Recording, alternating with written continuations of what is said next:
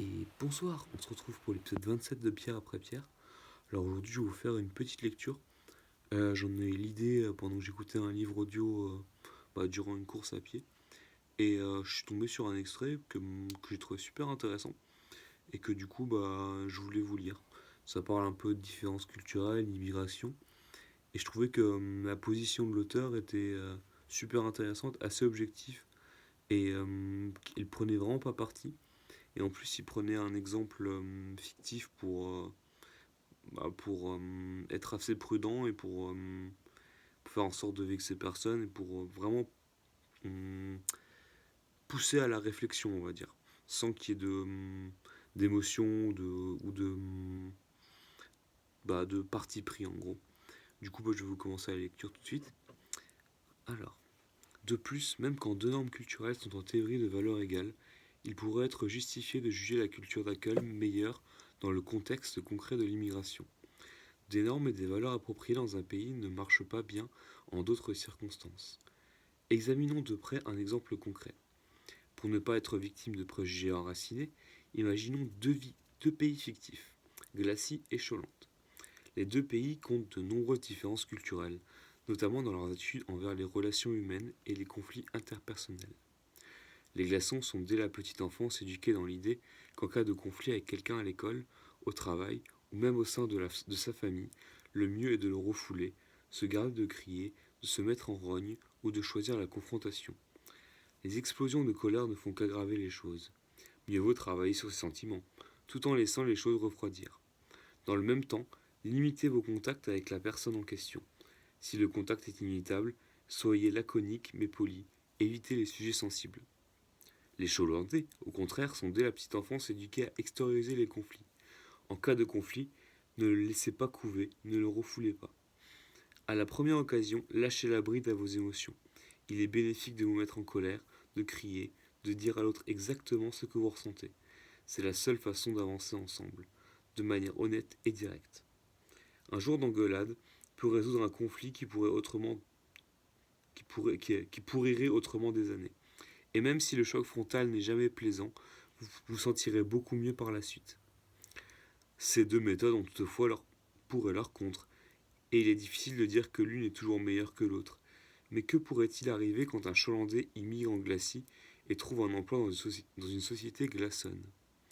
Chaque fois qu'un conflit survient avec un collègue, le Cholandais tape le poing sur la table, hurle à plein poumon, dans l'idée que cela va attirer l'attention sur le problème et aider à le résoudre rapidement. Des années plus tard, un poste de responsabilité devient vacant. Bien que le Cholandais réunisse toutes les qualifications nécessaires, la patronne préfère promouvoir un glaçon. Interrogée sur ses raisons, elle explique: le Chalandais ne manque pas de talent, c'est vrai, mais il a aussi un sérieux problème de relations humaines. Il est bouillant, crée des tensions inutiles autour de lui et perturbe notre culture d'entreprise. Les autres Cholandais immigrés en Glacie connaissent le même sort. La plupart restent à des postes subalternes ou ne trouvent pas de travail parce que les patrons se disent que, étant Cholandais, ils seraient probablement des employés au sang chaud et problématiques. Les Cholandais n'accédant jamais au poste de direction, il leur est difficile de changer de culture d'entreprise, la culture d'entreprise glaçonne. Même scénario ou presque pour les glaçons immigrants en Cholande. Un glaçon commençant à travailler dans une entreprise cholandaise acquiert vite une réputation de snob ou de pisse-froid et se fait peu d'amis, voire aucun. On le trouve peu sincère ou dépourvu de qualités élémentaires en matière de relations humaines. Ne se hissant jamais à des postes de responsabilité, il n'a donc aucune occasion de changer la culture d'entreprise. Les patrons cholandais concluent que les glaçons sont pour la plupart peu chaleureux ou farouches, et préfèrent donc ne pas les nommer à des postes exigeants, des contacts avec la clientèle ou une étroite collaboration avec d'autres employés. Dans les deux cas, on peut sentir des relents de racisme. En réalité, ils ne sont pas racistes, mais culturistes. Les gens continuent de mener un combat héroïque contre le racisme traditionnel sans voir que le front a changé. Si le racisme traditionnel décline, le monde fourmille de culturistes. Le racisme traditionnel s'enracinait solidement dans les théories biologiques. Dans les années 1890 ou 1930, il était largement admis en Grande-Bretagne, en Australie ou aux États-Unis que certains traits biologiques héréditaires rendaient les Africains ou les Chinois naturellement moins intelligents, moins entreprenants et moins moraux que les Européens. C'est un problème de sang. Ces points de vue jouissaient d'une respectabilité politique ainsi que d'un large appui scientifique. De nos jours, en revanche, alors que beaucoup d'individus continuent de tenir des propos racistes de ce genre, ceux-ci ont perdu tout fondement scientifique et l'essentiel de leur respectabilité politique. Sauf quand ils sont reformulés en termes culturels. On ne dit plus que les Noirs ont tendance à commettre des crimes parce qu'ils ont des gènes de qualité inférieure, mais qu'ils ont tendance à commettre des crimes parce qu'ils sont issus de sous-cultures dysfonctionnelles. Aux États-Unis, par exemple, certains partis et dirigeants prônent ouvertement des politiques discriminatoires et dénigrent volontiers les Afro-Américains, les Latinos et les musulmans. Mais ils diront rarement, sinon jamais, que le problème tient à leur ADN. Le problème serait lié à leur culture. Ainsi, quand le président Trump a qualifié Haïti, le Salvador et certaines parties d'Afrique de pays de merde, il livrait apparemment au public une réflexion sur la culture de ces contrées plutôt que leur patrimoine génétique. Une autre fois, évoquant les immigrés mexicains, le même Trump a déclaré: quand le Mexique envoie les siens, ce n'est pas les meilleurs qu'il envoie. Il nous envoie les gens qui ont des tas de problèmes et qui nous les apportent. Il nous apporte la drogue, il nous apporte le crime. Ce sont des violeurs, mais certains, j'imagine, sont des braves gens. La déclaration est pour le moins offensante, mais elle relève d'une pensée sociologique plutôt que biologique. Trump ne sous-entend pas que le sang mexicain est un obstacle à la bonne conduite, seulement que les bons Mexicains ont tendance à rester au sud de Rio Grande. Le corps humain, le corps latino, le corps africain, le corps chinois demeurent au centre du débat. La couleur de la peau importe beaucoup. Déambuler dans une rue de New York avec une peau riche en pigments mélaniques, où que vous alliez, il y a de fortes chances que la police vous ait à l'œil plus que d'autres. Les présidents Trump et Obama et leurs pareils vous expliqueront cependant que la signification de la couleur de la peau en termes culturels et historiques. Si la police regarde avec suspicion la couleur de votre peau, ce n'est pas pour quelque raison biologique, mais du fait de l'histoire. Le clan Obama expliquera vraisemblablement que les préjugés de la police sont un héritage malheureux de crimes historiques comme l'esclavage, et le clan Trump que la criminalité des Noirs est un héritage malheureux d'erreurs historiques commises par les libéraux blancs et les communautés noires. Quoi qu'il en soit, même si vous êtes un touriste de Delhi qui ne sait rien à l'histoire des États-Unis, il vous faudra en affronter les conséquences.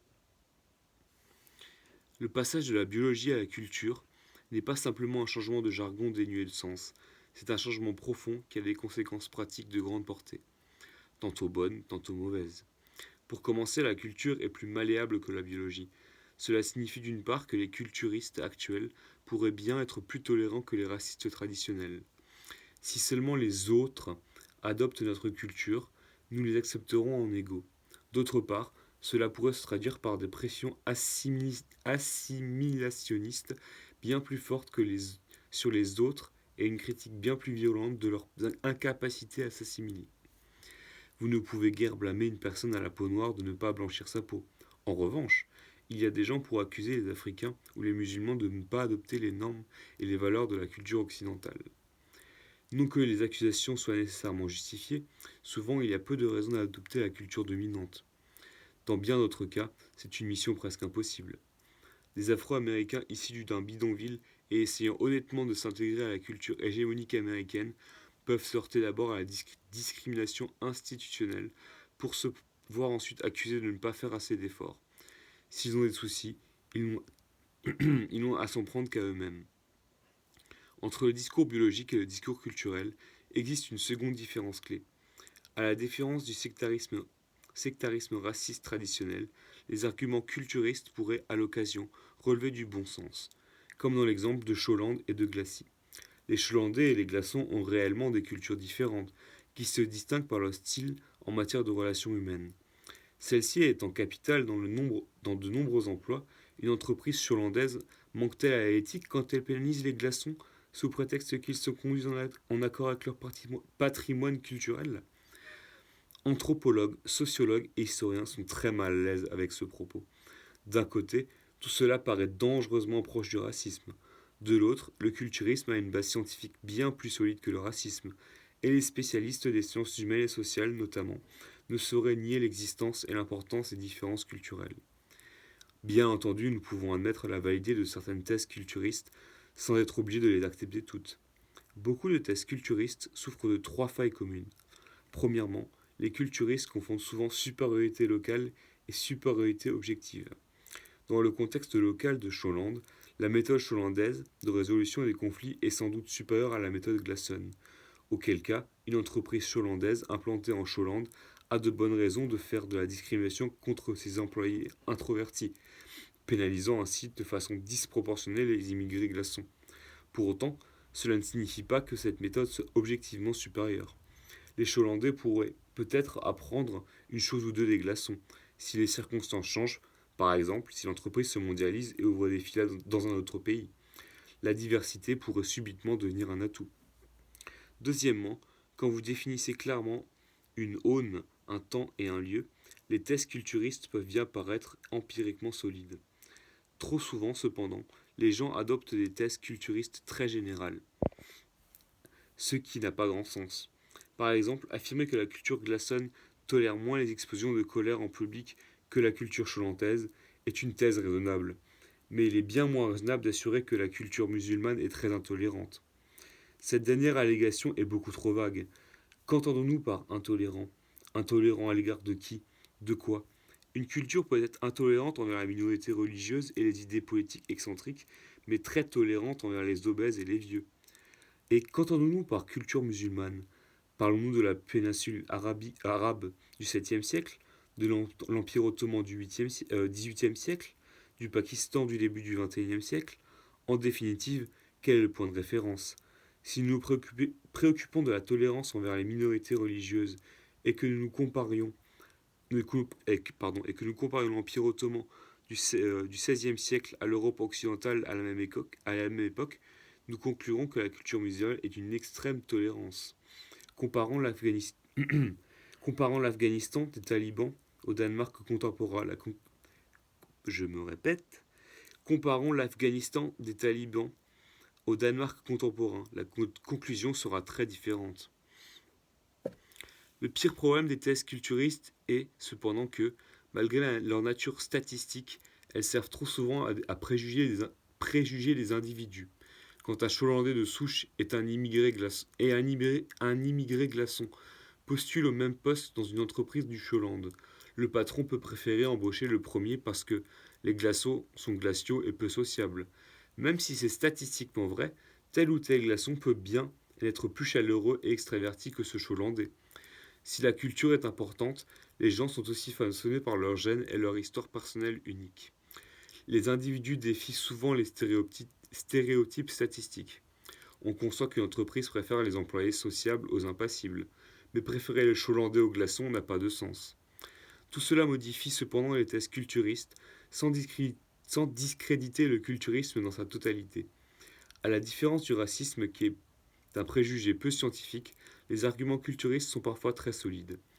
Si nous examinons les statistiques et constatons que les entreprises cholandaises comptent peu de glaçons au poste de responsabilité, cela peut être le fruit d'un jugement sain plutôt que d'une discrimination raciale. Les immigrés glaçons doivent-ils s'en offusquer et plaider que le Choland enfreint le deal sur l'immigration? Doit-on forcer les entreprises cholandaises à embaucher plus de cadres glaçons par des lois de discrimination positive dans l'espoir de refroidir la culture d'entreprise bouillante du Choland?